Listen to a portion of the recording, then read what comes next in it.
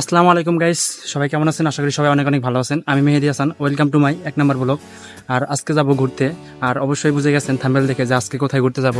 আর এখন ওয়েট করতেছি আমার এক আঙ্কেলের জন্য আর তার ফ্রেন্ডের জন্য। আর এখন আমি দাঁড়িয়ে আছি রাস্তার পাশেই। আর এখানে আছে আমার কেটিএম। এই কেটিএমটা অনেকটাই ক্ষুধার্ত, ঠিক আছে, প্রচুর তেল খায়, যা বলার মতো না। অনেক মেডিকেলে নিয়ে গেছে, অনেক ডাক্তারে দেখাইছি, কিন্তু কোনো কাজ হয় নাই। তারা বলছে নাকি ইঞ্জিনটা চেঞ্জ করলেই আমার কেটিএমটা অনেকটা হবে। আর ফার্স্ট অফ অল যেহেতু ঘুরতে যাব, অবশ্যই ট্যাঙ্কি লোড করতে হবে। এই কারণে আমরা যাচ্ছি পাম্পে।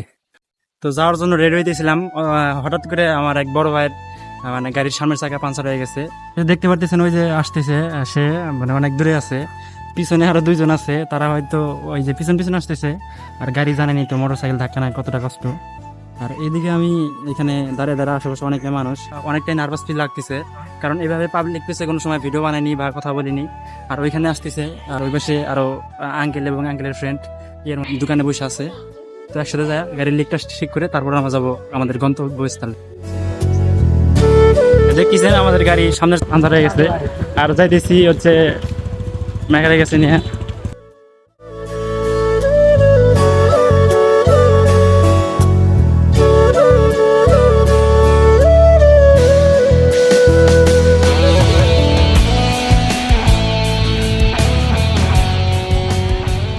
এই যে আমার কেটিএমটা রাখছি, আর ওই যে আমার আঙ্কেল এবং আঙ্কেলের ফ্রেন্ড। দোকানে এসে দেখি মেকার নাই। তো এক পিচ্ছি ছিল, তাকে জিজ্ঞেস করলাম মেকার কোথায় গেছে। সে বললো দুপুরে লাঞ্চে গেছে। তো জানি না কতক্ষণ লাগবে আমাদের চাকা লিক ঠিক করতে। আর এই সুযোগে আমরা গিয়ে পাম্পে থেকে তেল নিয়ে, তো এখন যাচ্ছি পাম্পে তেল নেওয়ার জন্য। ভাবছিলাম রাস্তা অনেক জ্যাম হবে, কিন্তু রাস্তা একদমই ফাঁকা। আর মনে মনে অনেকটাই ভয় লাগতেছে যে যদি সামনে ট্রাফিক পুলিশ থাকে তাহলে বিপদে পড়ে যাব।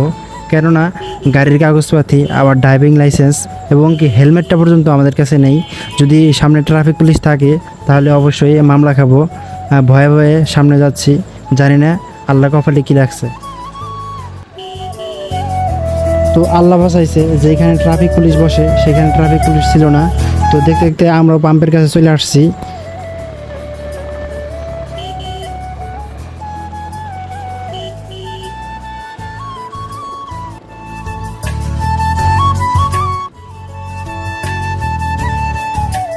পাম্পের এখানে এসে দেখি পাম্প পুরাটাই ফাঁকা।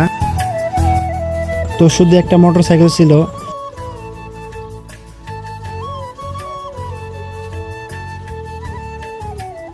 তো আমাদের এই তেলের পাম্পটা বেশি একটা বড়ও না, আবার ছোট বললে ভুল হবে।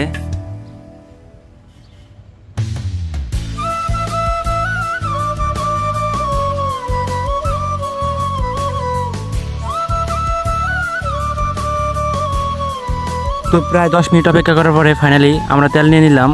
আর যেহেতু তেল নেওয়া শেষ, এখন চলে যাব মেকারের দোকানে, দেখি আমাদের গাড়ি ঠিক হয়েছে কিনা। তো দোকানে এসে দেখি গাড়ি অনেকক্ষণ আগে ঠিক হয়ে গেছে। তো এখন আমরা চলে যাব এখান থেকে আমাদের গন্তব্যস্থলে। তো ভিডিওটা সবাই এনজয় করুন।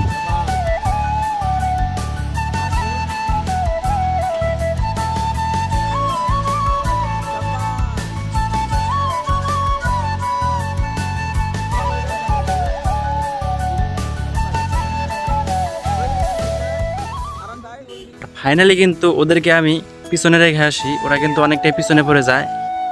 আর আমি কিন্তু আগে বলছিলাম এটা কেটিএম। কেটিএম কিন্তু এমনি বলিনি, কারণ গাড়িটা যতই ভাঙাচোরা হোক না কেন, গাড়ির শক্তিটা অনেক।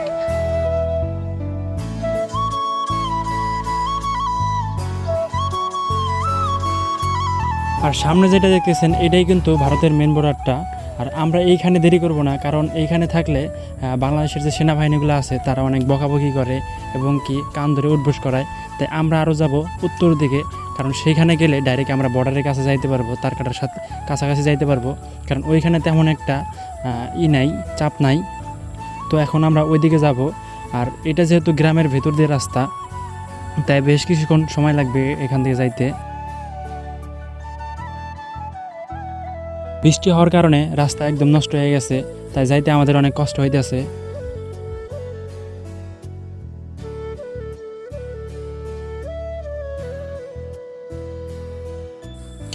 রাস্তা ভাঙা হওয়ার কারণে পিছন থেকে যে আমার ফ্রেন্ড নামছে আমি বলতে পারি না, পরে আঙ্কেল বলতেছিল যে পিছনে নামছে, একটু দাঁড়াও।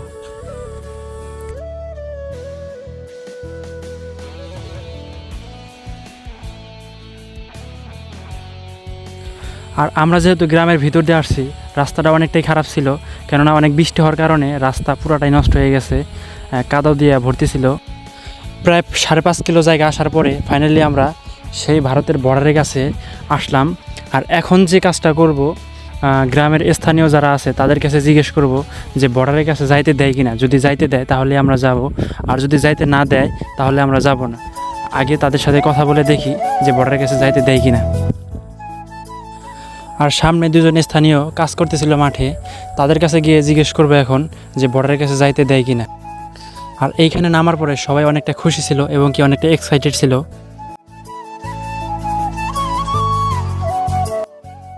আর আমরা দেখতে দেখতে সেই ফাইনালি যে জায়গায় আসার কথা ছিল সে জায়গায় আমরা এসে পড়েছি। আর ওখানে ওরা তারা সামনে গেছে, আমি পিছনে আছি। আর দেখতে পাচ্ছেন এটাই হচ্ছে মানে ইন্ডিয়া, আর এখন বর্তমানে আছে বাংলাদেশের মধ্যে। এখানকার স্থানীয়দের সাথে কথা বললাম, তারা বললো যে বেশি ওই দিকে না যাইতে, কারণ বাংলাদেশের মিডিয়ারা নাকি ডাঙ্গাবে। আর ভারতেররাও ওরা এখনো পরিস্থিতি খারাপ দেখা ওইদিক বেশি যাইতে দেয় না। তো আশপাশটার পরিবেশটা কিন্তু অনেকটাই সুন্দর দেখতেছেন। আর ওই যে ভারত, আর আমার সাথে যারা আসছে তারা ওই যে আগে যাইতেছে, আর আমি ভিডিও বানাইতেছি দেখে আমি পিছনে পিছনে যাইতেছি।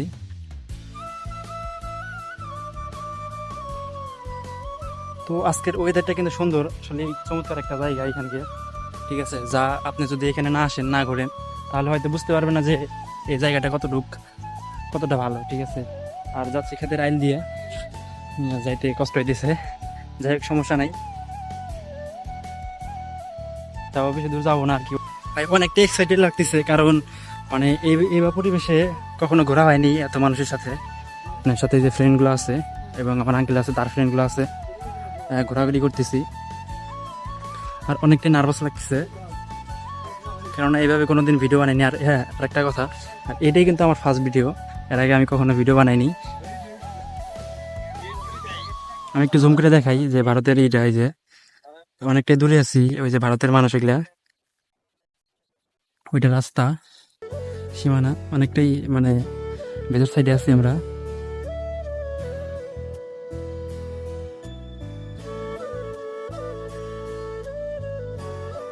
যে ভারতের মানুষ, তারা যেগুলা জমি সব ভারতের। এই যে এই আইলটাই হচ্ছে বাংলাদেশের সীমানা, আর এই পাশে হচ্ছে ইন্ডিয়া, আর এই পাশে হচ্ছে বাংলাদেশ। আর ওই সামনে দেখতে পাচ্ছেন এটা হচ্ছে ইন্ডিয়ার একটা খুঁটি। এখানে যে ইন্ডিয়া লেখা আছে আর ওই পাশে লেখা আছে বাংলাদেশ।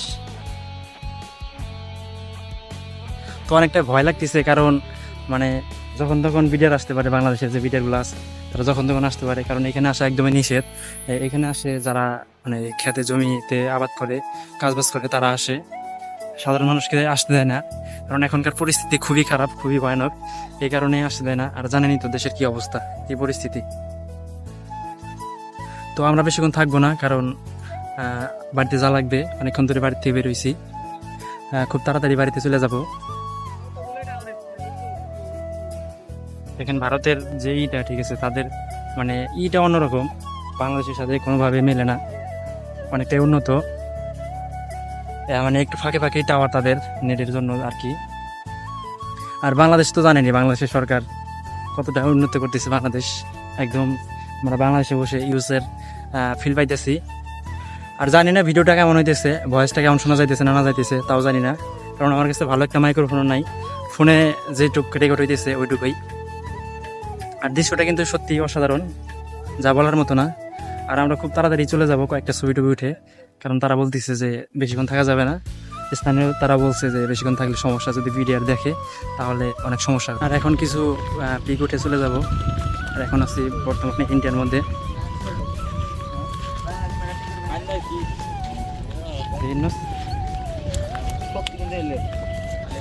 খুব সত্যি এগুলা মেশিনের মানে অন্যরকম সত্যি। তো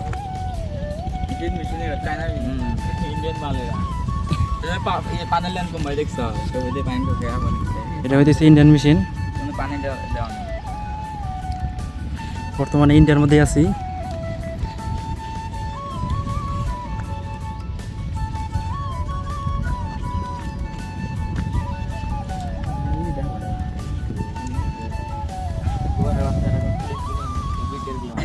তো এখান থেকে চলে আসছি রাস্তায়, আর এখানে আমাদের মোটরসাইকেল দাঁড়ানো ছিল।